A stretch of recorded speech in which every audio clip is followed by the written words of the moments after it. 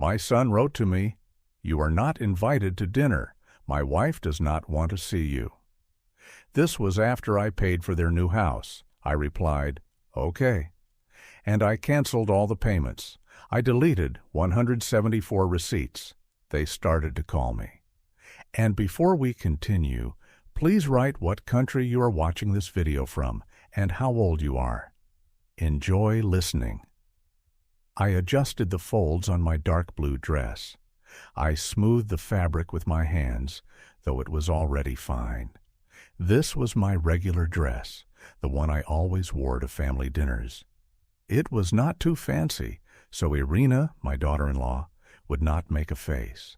It was not too plain, so I would not look messy.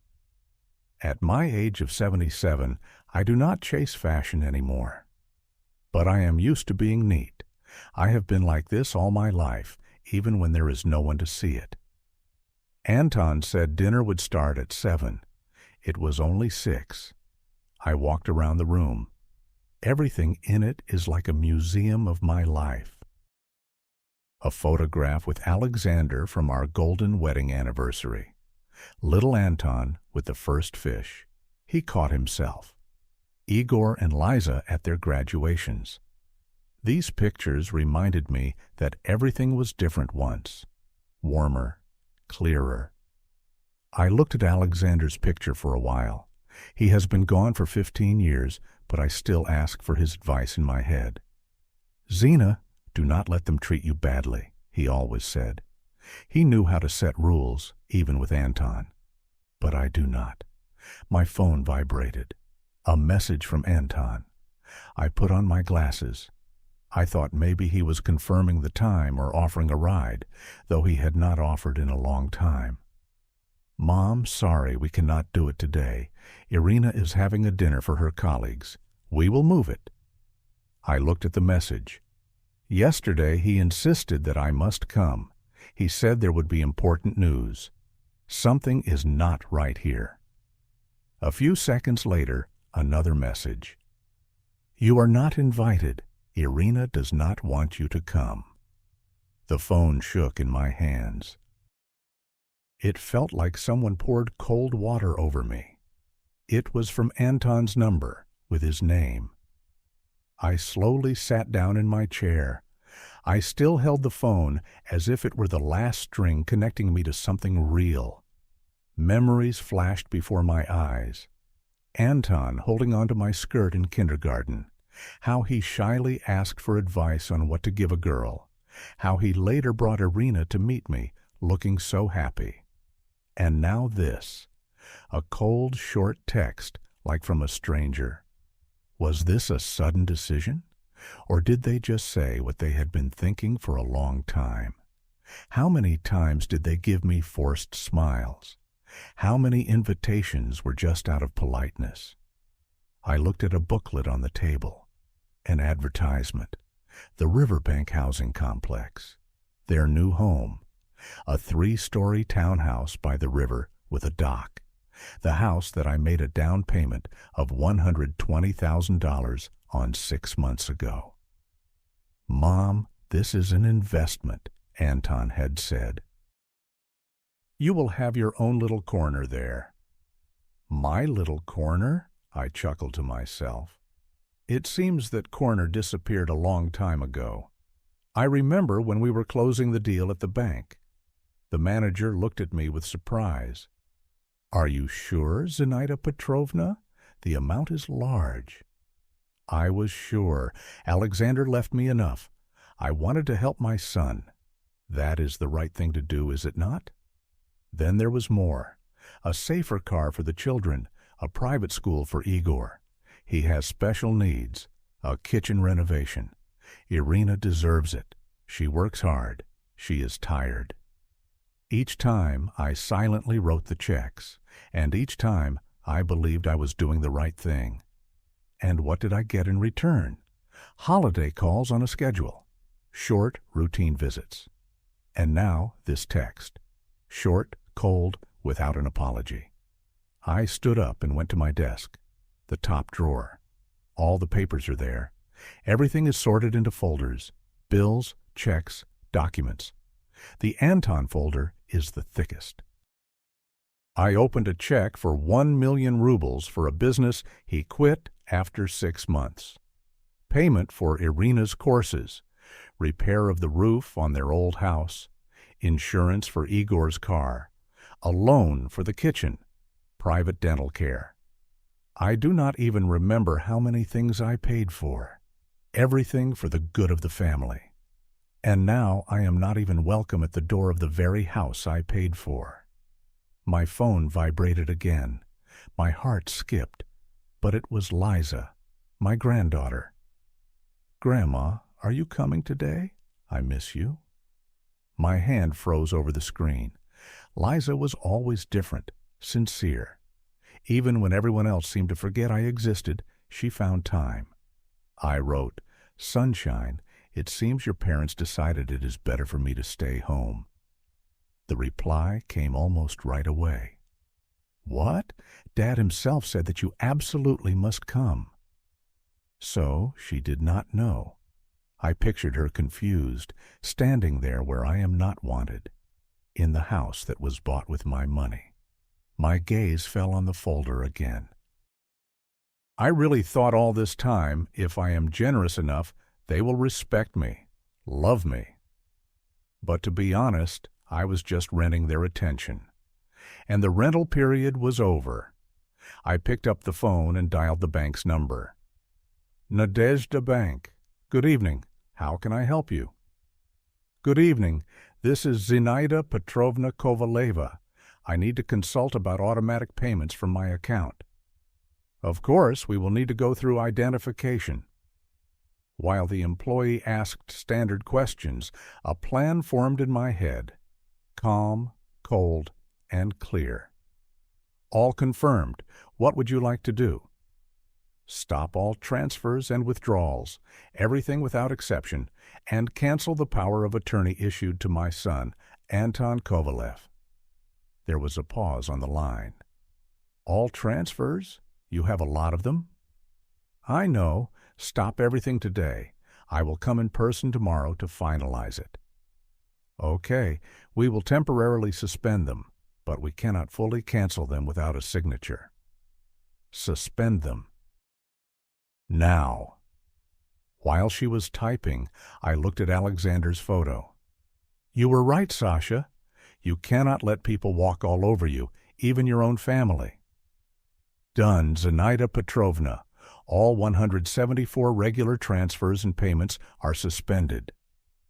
174, I repeated quietly. I could not have imagined there were so many.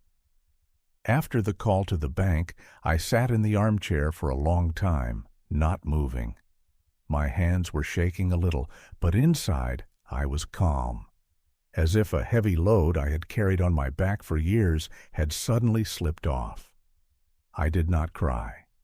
I just sat in the silence of my apartment, among the photographs, old furniture, and the smell of vanilla and paper.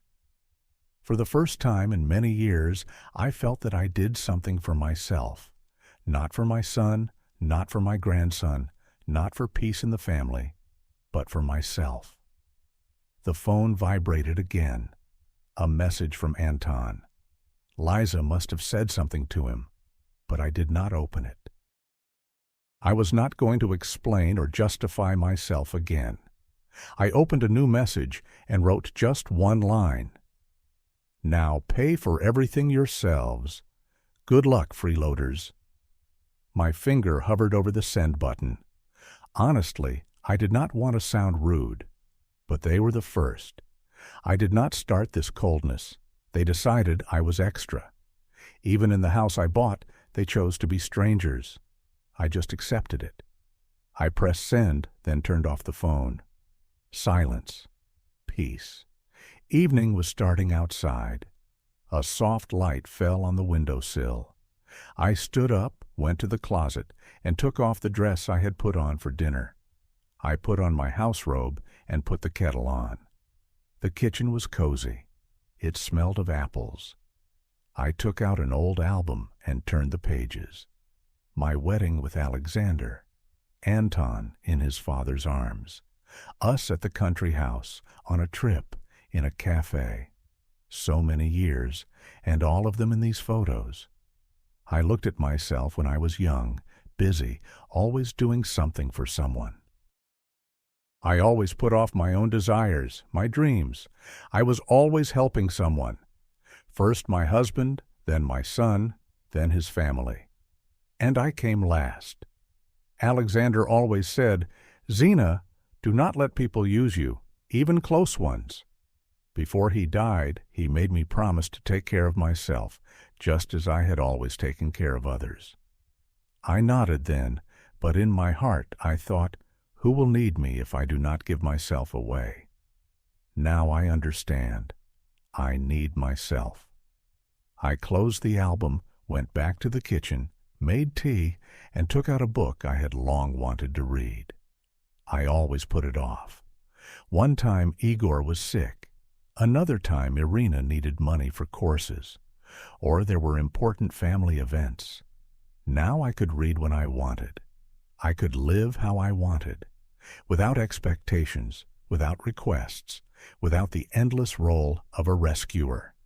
In the morning, I woke up without an alarm clock, without calls, without a to-do list. I slept well, without pills, without valerian drops. I had a simple but enjoyable breakfast. I looked out the window. The day was clear. For the first time in a long time, I did not feel a heaviness in my chest. I arrived at the bank 20 minutes before it opened. The street was quiet. I stood in front of the door in my coat, with a folder in my hands. People walked by. No one knew that this was a special day for me. The day I take my life back. When the doors opened, I walked in. A young woman at the counter smiled politely. "Good morning. How can I help you?" "I need Lydia Mikhailovna," I said. We have known each other for almost 30 years. She handled our affairs with Alexander. She was always precise and attentive. A few minutes later, I was sitting in her office. She had hardly changed. The same neat hairstyle, glasses on a thin frame.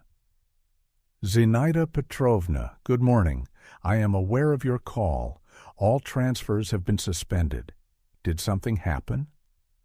I looked her in the eyes. "I want to cancel everything forever and revoke Anton's access to my accounts." Lydia Mikhailovna took off her glasses. She started wiping them with a cloth. She always did that when she was thinking about something important. "We have known each other for a long time. Are you sure? This is a radical step." "I am sure," I said calmly. She nodded, sat down at her computer, and started typing. "Okay, I will prepare the documents. It will take a little time. You really have a lot of automatic payments." While she was preparing the papers, she handed me a thick folder. "These are printouts of all regular operations for the last year. Take a look. Maybe you will want to keep something." I opened the folder. First, the mortgage for Anton and Irina's house, $3,800 a month, the house where I was not even allowed to spend the night. Next, insurance for Irina's car. That same premium model she called a necessity, so she would not be ashamed to drive clients. $850 per quarter. A membership to a private club where Irina makes connections. A dentist for Igor. He has a bad bite. Liza's college tuition, the only thing I did not regret for a second. Each line was a conversation, a request. Sometimes with tears, sometimes with blackmail. "Mom, we're in a bad situation." "Grandma, you want me to be no worse than others." Then again, repairs, a club, tickets, a tutor, a gym, trips. I just sat and flipped through the pages. This was the path of my naivety. Page after page, how I step by step gave myself into the hands of those who did not value it. "Here are the documents," said Lydia Mikhailovna. "Look them over and sign if everything is correct, and the form to cancel the power of attorney." I signed without hesitation, without a tremor. "If you need help, a consultation, call." She looked at me. "You look different today." I smiled, for the first time in a long time, sincerely. "I am fine, Lita. Finally." Fine. After the bank, I went straight to a lawyer, Oleg Kuznetsov, our old family lawyer. He handled Alexander's affairs when he was still alive. His gray beard was thicker, his glasses thicker, but his voice was the same. Calm, thoughtful, respectful. "Zinaida Petrovna, what a surprise," he smiled, getting up from his desk. "What brings you here?" "I want to change my will," I said simply, "and set up a lifetime trust so my assets can no longer be touched without my knowledge." He raised an eyebrow but did not ask extra questions. "Family circumstances?" he asked gently. "Yes," I answered briefly. I did not want to explain everything again. Not now. I just wanted to take a step. "All right, then let's see what exactly you want to provide." The next hour we spent with documents. Oleg explained what an irrevocable trust is, how rights are transferred, how to minimize risks. I listened and asked questions. Surprisingly, I had no anxiety, no doubts, only clarity. Only a desire to protect myself. Me, not someone else. When we finished, I looked at my phone. 15 missed calls from Anton, 7 from Irina, 3 from Igor. Not a single one from Liza. I was not even surprised. Liza always understood when to wait. "Will you prepare the papers by the end of the week?" I asked, getting up. "Of course," Oleg nodded. "And Zinaida Petrovna?" He hesitated for a second. "Yes, Alexander always said you are much stronger than you seem." I am glad to see he was right. I nodded reservedly. I did not want to cry in his office. On the way home, I stopped at the store. For the first time in a long time, just for myself. I bought groceries that I love, not thinking if Anton likes this, not remembering what snacks Igor prefers. Just for myself. A small thing, but it made me proud. A surprise was waiting for me at home. Liza was sitting on the porch, hugging her knees. When she saw my car, she immediately ran up. "Grandma, I have been calling you all day." "Why are you not answering?" "Because I had an important day, dear. Help me with the bags." She took a bag, and we went into the house. "Dad is in a panic," she said right away. "He says you blocked everything. What happened?" I put the kettle on. Everything was calm, no rush. I did not hurry to answer. I just put the groceries on the shelves.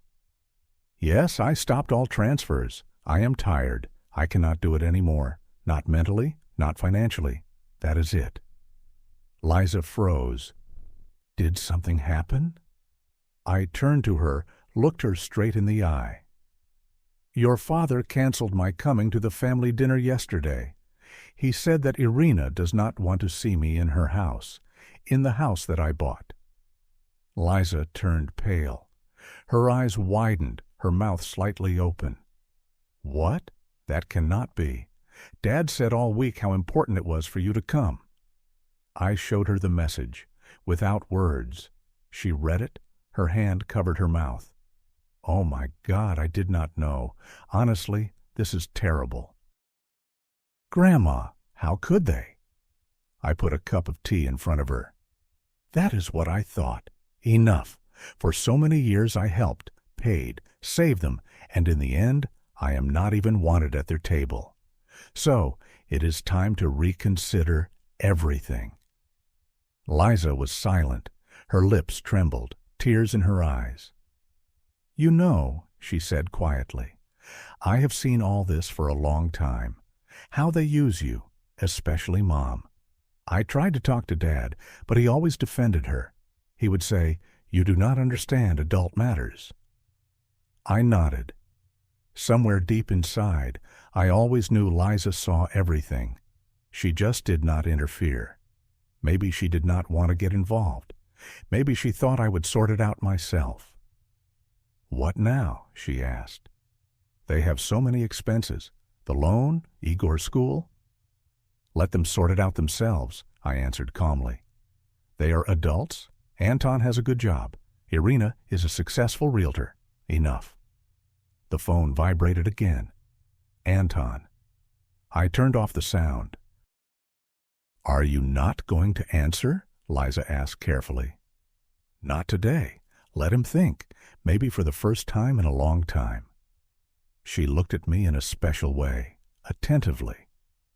"You know, Grandma, I have never seen you like this." "I have not seen myself like this in a long time," I smiled. We drank tea, talked about Liza's work, about books, about plans. We just talked without requests, without manipulation, without tension. This is real closeness. This is what a family should be. When Liza was about to leave, she hugged me tighter than usual. "Are you sure you're okay? Maybe I should stay?" "Everything is fine, dear, honestly. You go. Do not worry." At the door, she stopped. "Grandma, I do not want to get between you. This is your... I am not taking a side." "I understand," I nodded. "This is between me and your parents. You have nothing to do with it." After she left, the house was quiet again. I checked my mail. Among the letters were notifications. A failed attempt to charge Igor's card. That was fast. It seems my grandson was living hand to mouth. I put the letter aside and sat by the window. The phone continued to vibrate. I did not pay attention. I just took out the old photo album, opened it to a random page. We are at a picnic, still young. Alexander, little Anton. Irina with a hairstyle from the 90s. The children still in diapers. Smiles. Back then, I truly believed we were a real family. When did it all go wrong? When did care turn into an obligation? When did love become a financial attachment? I went to the mirror in the hallway. The woman in the reflection was no longer young, but in her eyes there was a hardness that had long been absent, a calm inner strength. "It is time to remember who you are, Zinaida Petrovna," I said quietly to myself. The intercom rang. My heart skipped a beat. Could it be Anton? I went to the door, looked through the peephole. No, it was Galina Sergeyevna, my old friend. With a basket in her hands, homemade jam and cookies. I opened the door, and she, without saying a word, hugged me tightly. Galina Sergeyevna hugged me as if I had just returned from the hospital. Quietly, tightly, without extra words. I felt my eyes sting. I did not cry, but my chest ached. How I missed this simple human warmth, without conditions. "I called. You did not pick up. I decided to come myself." "I was worried," she said, walking into the kitchen. I turned off my phone, a small family emergency. She put the basket on the table, homemade cookies, a jar of jam, fresh bread. "Mariska again?" She squinted, as she always called Irina by her own name. I nodded. "Not only her, all of them together. Anton, all of them?" We sat down. I told her about the message, the canceled dinner, about not sending them a single penny anymore. Galina listened silently, only pursing her lips and grunting at the right moments. When I finished, she took my hand. "Thank God," she breathed out. I watched this for so many years. I wanted to say, "Zina, wake up," but I knew you would not listen. I was not offended. She was right. "I did not want to see it myself," I said quietly. "They used you, especially your favorite daughter-in-law. She never respected you." And I kept paying, kept forgiving for the sake of peace in the family. We sat for a long time over tea, talking like two women who have understood each other for a long time. not as a mother and grandmother, just as women tired of being convenient. In the evening, Galina left, promising to come again in a few days. I was left alone. The phone rang again. Anton was on the screen. I did not pick up. A minute later, a message from Irina arrived. Zinaida Petrovna, we need to talk urgently. This has gone too far. You do not understand the consequences. A smirk escaped on its own. When it comes to money, everyone expresses concern. No one wants to understand what it is like to be an extra in the family you supported for decades. I did not answer the calls or the messages. I just turned off the sound. The morning started unexpectedly. The doorbell rang. I was not expecting anyone.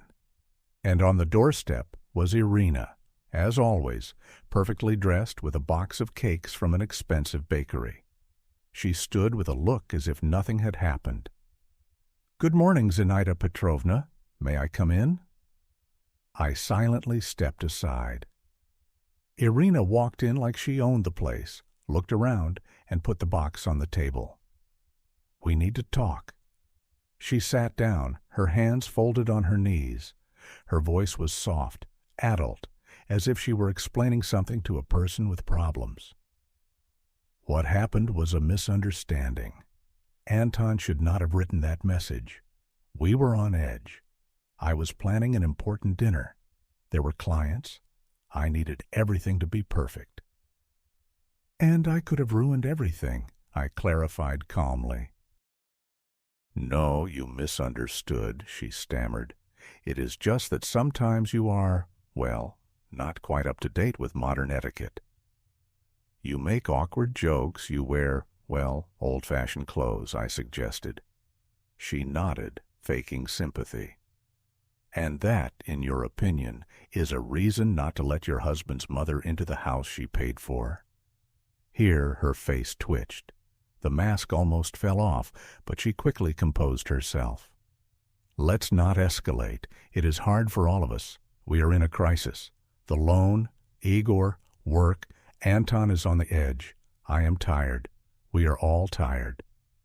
"And what about me?" I asked. "Did you ever, in all these years, ask how I was, Zinaida Petrovna?" Again with that patient, cold tone. "I am no longer sending you money," I interrupted her.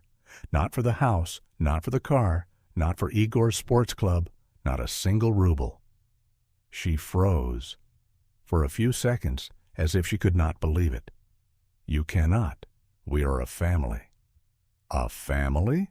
That is care, respect, attention?" "I have not seen that from you for a long time. I am just an account, just a card. I am a function to you, not a person."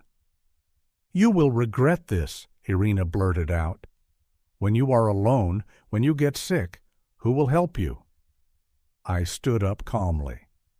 "I will manage, as I always have, before you, before your convenience, by myself." She also stood up, leaving the cakes. Apparently, she still believed she could win back trust with them. "This is not the end," she threw over her shoulder. "We are still a family." "No," I said. "You're just relatives. A family is something else." When the door closed behind her, I did not feel triumph, only a quiet relief, as if the last attempt to manipulate me had failed. I made tea, put my favorite buns on the table. Not the ones I bought for Igor, but the ones I love. It smelled of cinnamon. It was quiet. I was finally living by my own rules. The next morning, Oleg Kuznetsov, the lawyer, came. He was, as always, punctual. In his hands, a folder with documents. Calmly, thoroughly, without fuss, he laid everything out on the kitchen table. "Everything is ready, Zinaida Petrovna. Here is the new will and the lifetime trust agreement." I nodded without looking. I signed every page, clearly, without a tremor.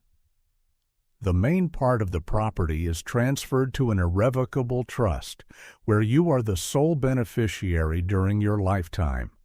After your death, 40% goes to your granddaughter Liza, 10% to charity. The rest is at your direction. Anton and Igor get the minimum share, as required by law. Irina is excluded completely. I nodded again. Everything is correct. If there are conflicts with the family, call, he said, carefully gathering the papers. But honestly, you did everything competently. It will be difficult to argue. Thank you, Oleg, for everything. He lingered, looked at me attentively. You know, in 30 years of work, I rarely see people who decide to take such a step. Most drag it out until the very end. But you have freed yourself, and that deserves respect. I walked him to the door, then stood in the hallway for a long time, holding my hand on the folder with the signed documents. This is what freedom looked like. Papers, signatures. But the main thing was the inner boundary. A simple, enough. The phone rang again. Igor. I hesitated, but still answered. Hello, Grandma. His voice was tense. Is it true? You turned everything off? It is true. But why? I did nothing bad to you. I heard in his voice not aggression like Irina's, and not hysteria like Anton's. It was more confusion, fear. He did not know how to live without support. Igor, you are an adult. You work. You are independent. Why do you still depend on my card? He fell silent, then said quietly, I got used to it. It was always like that. You always helped. And did you ever think about how I felt? He was silent again. Let me tell you something, I continued. In the last 10 years, I have received only 2 calls from you without a request for money. One was for New Year's. The second was when you needed a certificate for college. Everything else was, Grandma, transfer. Grandma, pay. Grandma, solve. I did not think about that, he said in a muffled voice.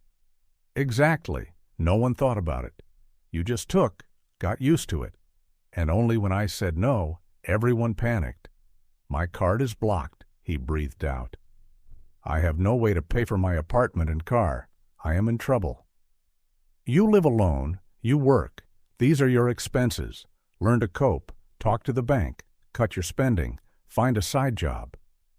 It is hard. Life is generally hard, Igor, I said calmly. Especially when you have lived on someone else's back your whole life. He sighed, was silent for a long time. I gave him time. I did not interrupt. Grandma, he finally said, do you really think I am that bad? No, I answered. I think you got used to good things. You got used to me always being there, always solving things, and I cannot do it anymore. I do not want to. I am almost 80. I want to live a little for myself. And if I did not ask for money, he said quietly, would you still love me? I felt a lump in my throat.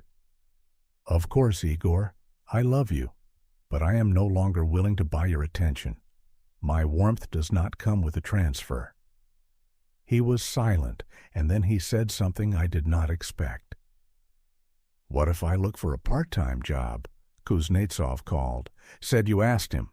They offered me an internship in his office, sorting papers, delivering documents. I agreed, really. Yes, I want to try it myself.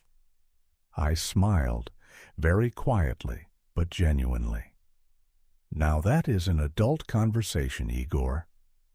Thank you, Grandma, for everything, and I am sorry. He hung up. I was left alone with a cup of tea, with the phone turned off. But my soul was not empty, as before. It was light. Not because everything suddenly got better, but because I finally stopped living in debt to everyone. That same evening, Liza came by. As always, without warning. She just knocked and walked in as if it were her home. I was sitting in the kitchen, flipping through a travel company catalog. She noticed it right away. "Grandma, are you going somewhere?" "I am thinking of going to Italy," I said simply.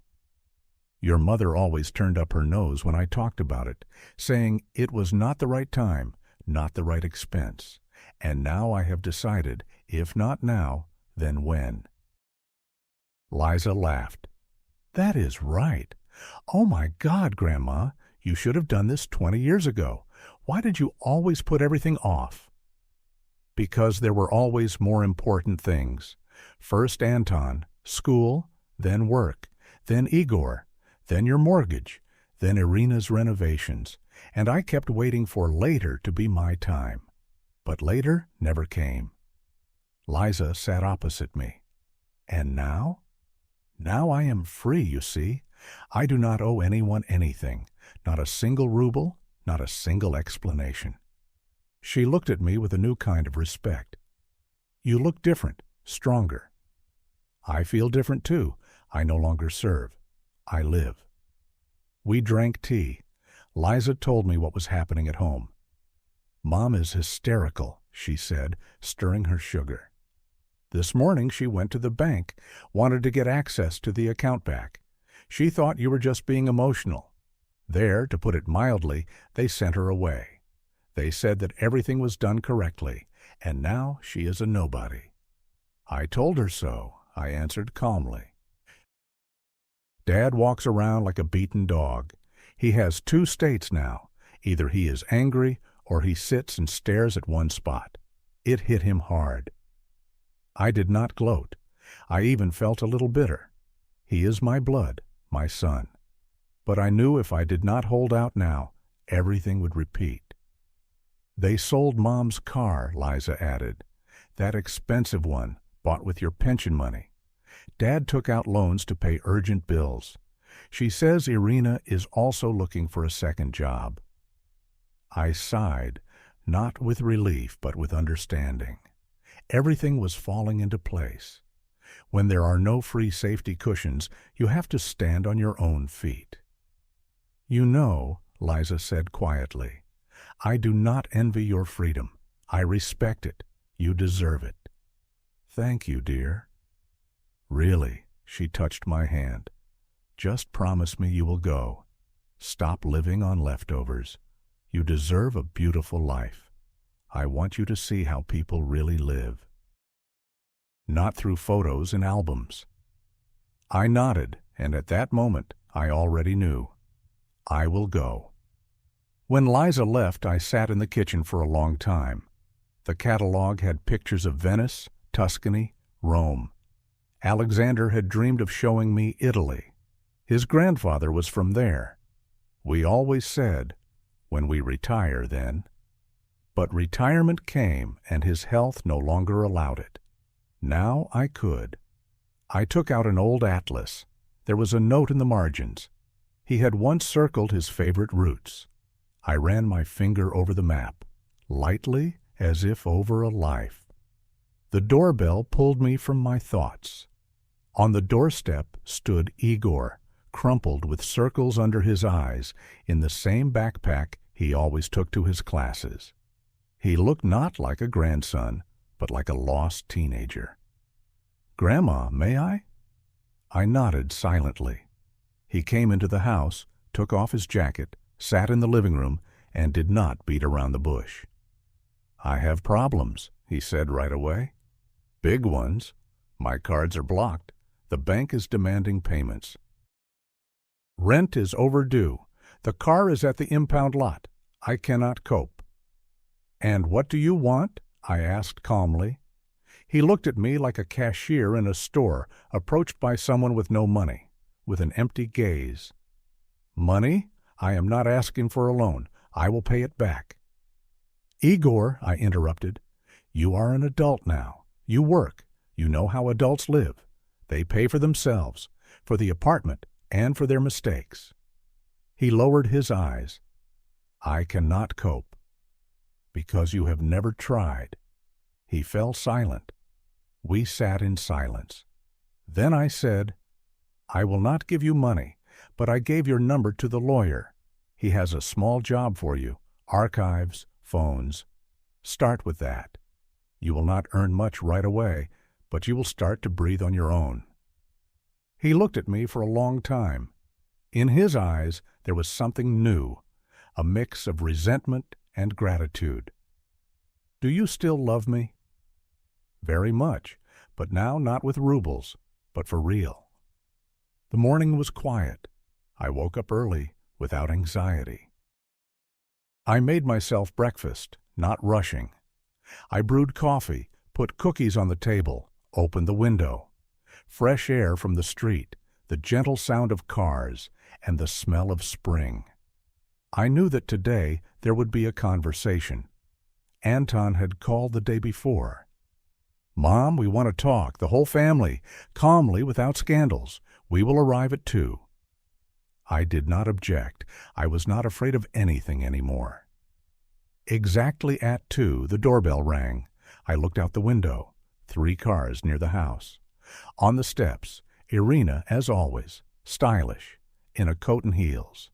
Behind her, Anton, Igor, Liza, and about 6 other people. Irina's parents, her sister with her husband, some acquaintances.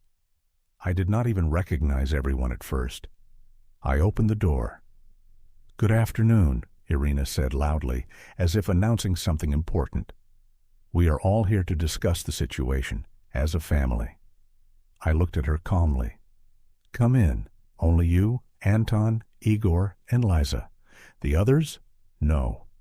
She froze. "But these are all close people. This is support. We decide things together." "This is my house," I interrupted. "I decide who comes in. Either the 5 of you come in, or no one." Silence. Everyone looked at each other, annoyance in Irina's eyes. Anton is confused. Igor does not look me in the eye. Liza stands to the side, as always. Quiet.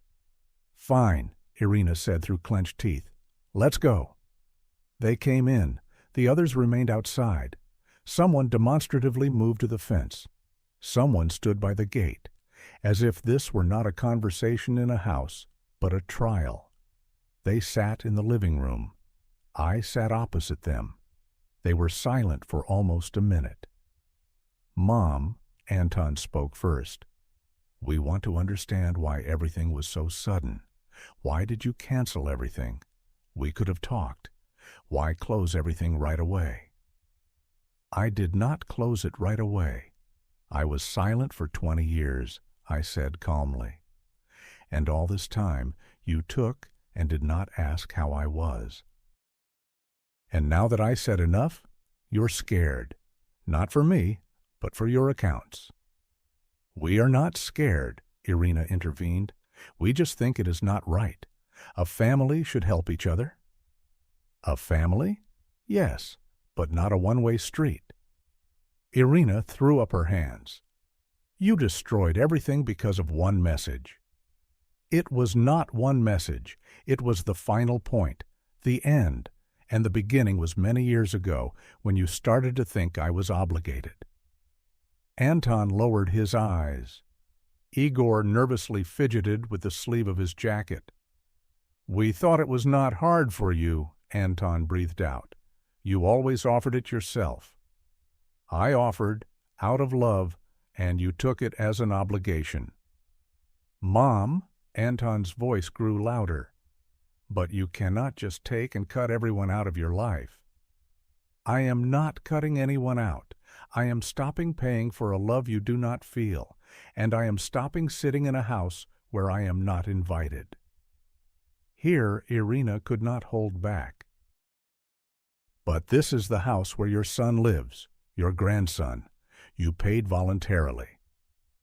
"And now I have voluntarily stopped." She jumped up. "We are losing the house. Igor cannot pay for his studies. Everything has collapsed because of your resentment." "Not because of resentment," I answered quietly, "but because of the truth. Because I am no longer letting you use me." Irina straightened up, crossed her arms. You will regret this when you are left alone, without help, without grandchildren. In old age, it is better to be alone than in a circle of those who only want money from me. Silence. Anton pressed his fingers to his forehead. Igor looked up for the first time. Grandma, he began, I agreed to the job at Kuznetsov's. I will be an intern. I want to do it all myself. Honestly, thank you for pushing me. Irina turned sharply to him. What, you knew? Yes, he said. I think Grandma is right. We went too far. Liza came up to me. She hugged me quietly and whispered, I am with you always. I looked at my grandchildren. One is learning to live a new way. The other is already an adult, calm, real. This is my family. I am not kicking you out, I said. But I have set boundaries. This is not a war. This is an adult conversation, and I will not go back to a place where I am not respected. Irina stood like a statue, lips pursed, eyes angry. Let's go, she threw at Anton. The conversation here is over. He stood up, not looking at me. Silently. They left. Only Liza lingered for a second, hugged me tightly, without words. When the door closed, I felt no victory, no bitterness, only silence and lightness. 6 months passed. The Italian sun warmed my shoulders. I was sitting on the terrace of a small restaurant somewhere in Tuscany. In front of me was a glass of white wine, a basket of warm bread, and a plate of pasta. No rush. No one demands anything. No one calls with the phrase, Grandma, I need something urgently. Galina Sergeyevna was with me. She, as promised, came with me. Now she was writing something enthusiastically in a notebook. Every day she wrote down her impressions. And I just sat, looked at the vineyards, and breathed in the air. I cannot believe we are here, I said aloud. I am 77, and I am finally living the way I always wanted. Alexander would be proud of you, Galina answered, raising her glass. To you, Zina? To us, I smiled. In the last 6 months, a lot has changed. Anton and Irina first tried to pressure me, then beg, then they got offended. A couple of times Anton came with a bouquet and the words, Mom, I am sorry. But every visit ended with, and now, maybe you could. And I refused again. Over time, they understood this was forever. Irina, as Liza told me, quit her old job and became a rental agent. She says she has to hustle. They sold the house, moved to a smaller apartment. And that, surprisingly, was good for them. Without a backup pocket, they started to grow. Forced, but still. Igor works for Oleg Kuznetsov. He helps with cases, prepares documents. Sometimes he calls without requests, just to ask how I am. I feel that for the first time, it is real. Liza and I talk almost every day. She insisted that I not postpone the trip. She helped choose the route, booked the tickets, and even bought me a new suitcase. She said, You're living now. Do it beautifully. I remembered how as a child I always dreamed of going somewhere where there is quiet, tasty food and no one rushes you. And here I am, not for someone else, not out of politeness, not in debt, but simply because I have the right. Galina and I walk through cities, go into shops, try cheese, laugh, and take pictures of each other. And every evening I understand I am not alone because I am finally with myself. Tonight I wrote a message to Liza. Dear, Italy is a miracle. Come sometime, I will show you the little street where they make coffee like in the movies. I love you very much. I attached a photo, me against the backdrop of vineyards in a light shawl with wrinkles, with tired but clear eyes. Alive, real, free. In the evening, I went out onto the balcony. Galena was reading a book. I just looked at the sky. It was a warm, deep blue color. Somewhere below, crickets were singing. I smiled. I made it in time. Yes, I spent dozens of years, hundreds of transfers, thousands of silent compromises. But I managed to say, enough. I managed to choose myself. I managed to live a little, not as a convenient woman, but as the master of my own life. The phone vibrated again. Anton. I did not answer. Maybe later, or maybe never. Right now, I have more important things to do. Live. And now, write in the comments how old you are and where you are from. It is important for us to know who is watching us. Put a like and subscribe to the channel. There are more real-life stories ahead.